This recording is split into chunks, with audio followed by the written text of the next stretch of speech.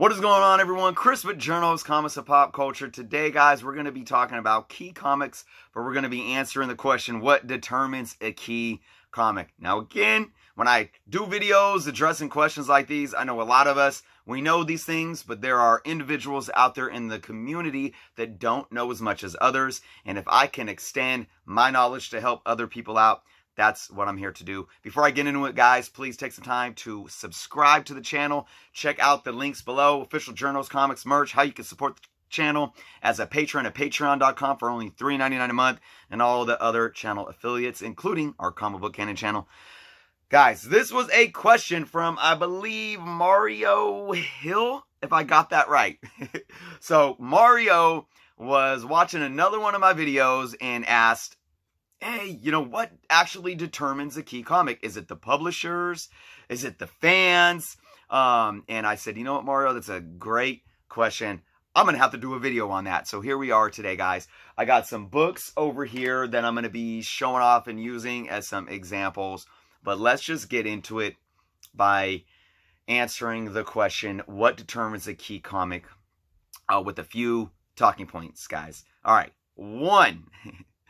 The number one thing that determines a key comic is value on the market.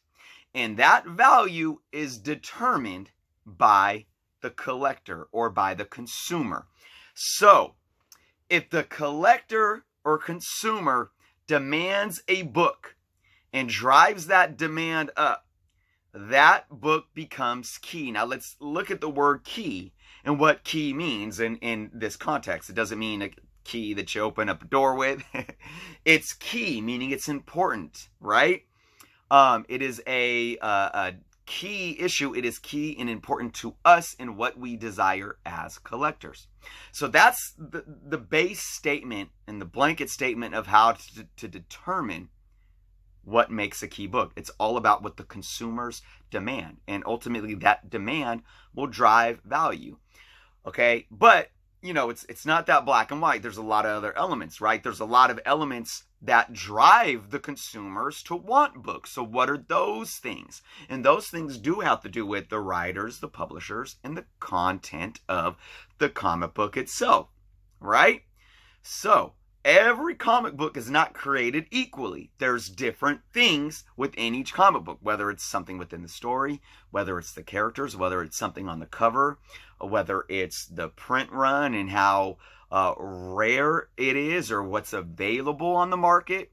All of these things matter. So, yes, what the publisher does to the comic book does correlate to if it makes it a key or not.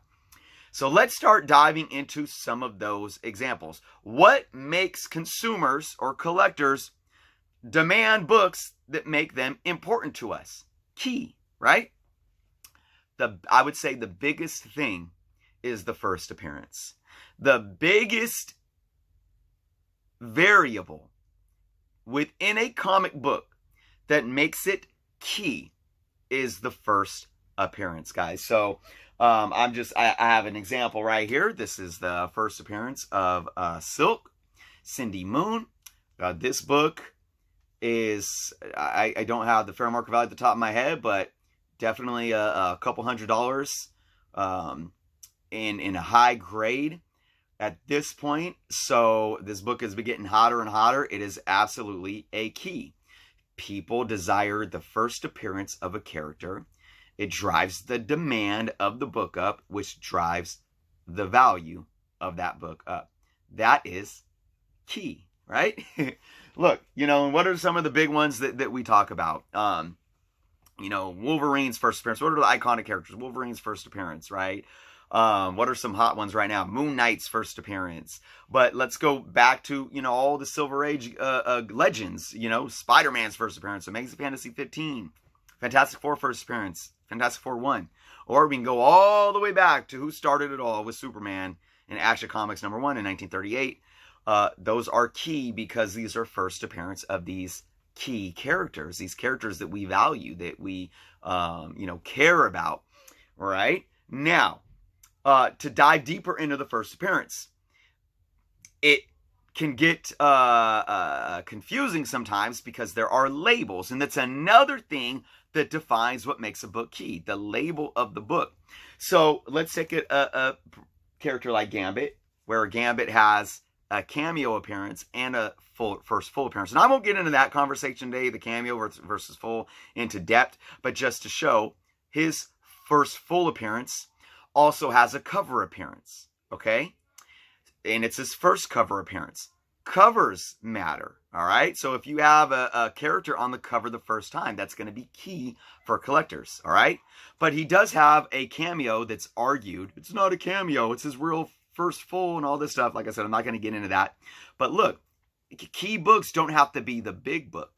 This is the first time we ever see Gambit, even though X-Men, Uncanny X-Men 266 is technically his first full, and he's on the cover of that book, and it's valued more. This still has a decent high value to it because there's a demand, because it's still key. It's essential to collectors. They want to have this book. It's his first cameo appearance. So you think about cameos, they might not be as desirable as a first full appearance or a first cover appearance, but they're still desirable. So yeah, they're still considered key. Same goes with second appearances. Second appearances are sought after. You can call those key books. Here's an example. I just picked this one up not too long ago. This is the second appearance of Claw, but it's his first cover appearance. So it's definitely a key book. Not as key as his first appearance in Fantastic 453, but it's still a bit of a higher value book because of his second appearance of this character and him being on the cover. All right, another thing that makes them key, and you guys got to think about this too. Value matters. So big key books sometimes are out of the reach of our pocketbooks. You know, when you think of obviously the Action Comics #1, Detective Comics number 43, if I have that, 42, if I have that right. And then, of course, the Silver Age goodness, Amazing Fantasy 15, you know, Hulk #1, Fantastic Four #1, X-Men #1, all those. But you get up to more the Bronze Age ones that are, you know, big books right now with Hulk 181, you know, Giant Size X-Men #1. If we can't afford those big book keys, we go to the next best thing, second appearances. If the second appearances are out of our reach, we might go to another thing, which is the first solo issue of the character, right? Or having their first solo title. So Moon Knight #1, you know, Moon Knight #1 has a first appearance, and he also has a couple other appearances in a Marvel Spotlight, right? I believe. But then he shows up for the first time in his own series in this book. This is key. It's nowhere near his first appearance value, but it's still a key book. Right now, you could probably get a high grade still for $40 to $60 in this book. So it's very affordable, but still, it's a key, right?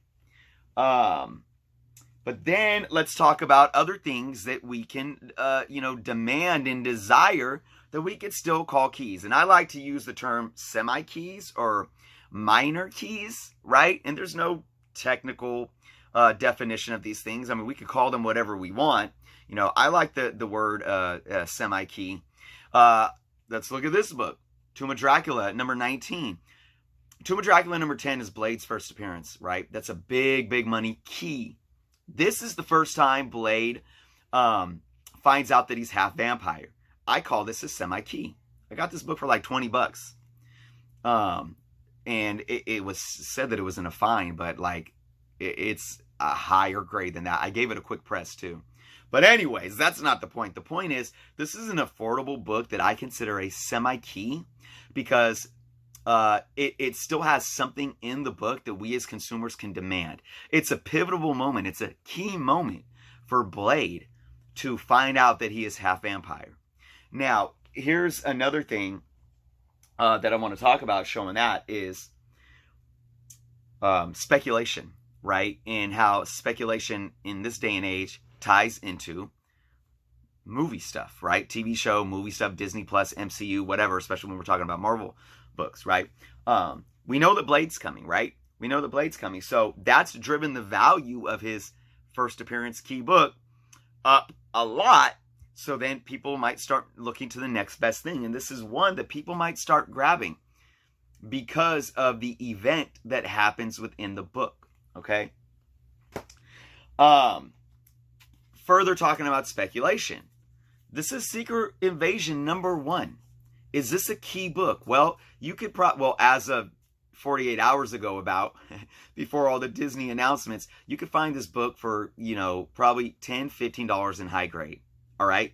Does it mean it's not? I mean, that's really affordable. Does that mean it's not a key just because you can still get it for $10 to $15? This is a key book. Now, it's not a very sought after key book, but I would call it a semi-key. But that might change. The value and the demand of this book might be changing here now that we know we have a Secret Invasion Disney Plus show. So if this is going to be sought after, if people are going to start really demanding this book, you can really start calling this a key book. Now, the whole thing is, and I know there's people out there that say, that's not a key, like that's just a book, key books or, your Hulk 181s and your, Giant Size X-Men #1s, your Fantastic Four #48s and 49s, first appearance of Silver Surfer and Galactus. Those are keys. Look, key doesn't always mean that it has to be worth hundreds or thousands of dollars. It doesn't. It means that it's sought after. So it has to do with what is within the context of the book. Even variants can be considered key. Regardless of if a value of a variant may boom, and then drop, right? But the Peach Momoka variants that have been kind of hot lately, I mean, you could call those key variants. I mean, you can, because there's a key element. There's an important element within that book that makes it sought after. So are all keys, are you comparing apples to apples? No, they're not all in the same category just because you throw the word key around. And I want to share one more thing too, and that's here's make Spider-Man 252, first appearance of the black suit. It doesn't always have to be a person. It could be a storyline. It could be a costume, right? It could be an event. It could be a death. It could be a first appearance. It could be a first cover appearance. It could be, like I said, a storyline that maybe is getting hot because we're seeing it in the MCU or in a movie or something like that. So many different variables. The first issue of their solo run, Wolverine #1 of the limited series. The 4-issue series. That's a key book because his big appearances, his big keys, Hulk 181 and Giant Size X-Men #1 that came before that are thousands of dollars a book, where you could still get a Wolverine #1 in a 9.8 CGC for around $500. So again, key books. What does it mean? It means that there is some element within that book that drives the value or drives the demand because we care about what's going on in that book. All right. So I hope that broke it down for those that still, needed some type of clarification. Mario, thank you for asking that question. Again, I like to look at it as a key doesn't necessarily need to be something that's worth hundreds and thousands of dollars. I mean, there are sleeper keys, is what I like to call them. There are books that, that possibly have the potential of continuing to gain value over time. I mean, I'll take New Mutants #1. As an example. New Mutants #1. I bought New Mutants #1 in a dollar bin maybe 5 years ago in high grade, decently high grade. Now, you probably couldn't find that book for under $20. Is it worth hundreds of dollars? No, but there's value in that book. And you got to look at the era too, right? People think, oh, it's a Silver Age book, so it's a key. No, you might find a decent higher mid-grade kind of your standard run-of-the-mill run filler, maybe a early Fantastic Four book or something like that. There's no really key thing about it, but in a higher grade, it's going to be worth maybe $50, right? Well, $50 is worth more than what some of the keys you showed today, Chris. So again, it's not always about value. You got to look at age. So when a book from the Silver Age is worth $50, it's just it's because it's from an era, there's fewer out there, it's an older book. So you got to start looking at, look at even like 80s books or Copper Age books, to where now we're getting into 30 and 40 years later, those books are getting older. They're going to start increasing in value as well. Obviously not as much as the older eras that come before that.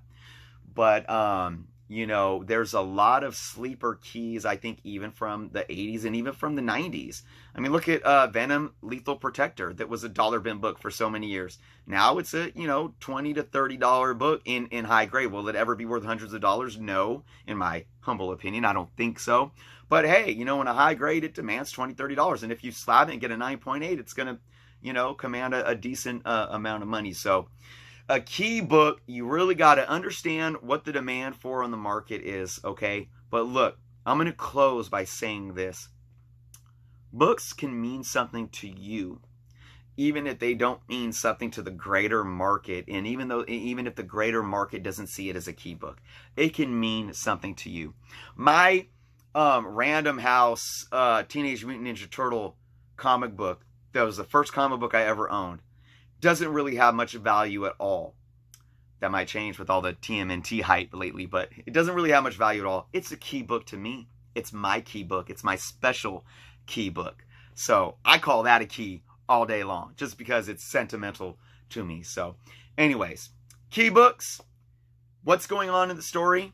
What's going on with the characters? What's going on the cover, the events, first appearances, first issues, and is it demanded by the market, and is that demand driving up the value of that book? That is essentially what makes a book key. So thank you guys so much for watching. Let me know what you think in the comments below. If you haven't subscribed yet, please do so. And again, please guys, support the channel and all the other affiliate channels and all the links below. You can still cop some Journos Comics merch in time for Christmas gifts, right? Let me know what you guys' thoughts are. Be well, and until next time, guys.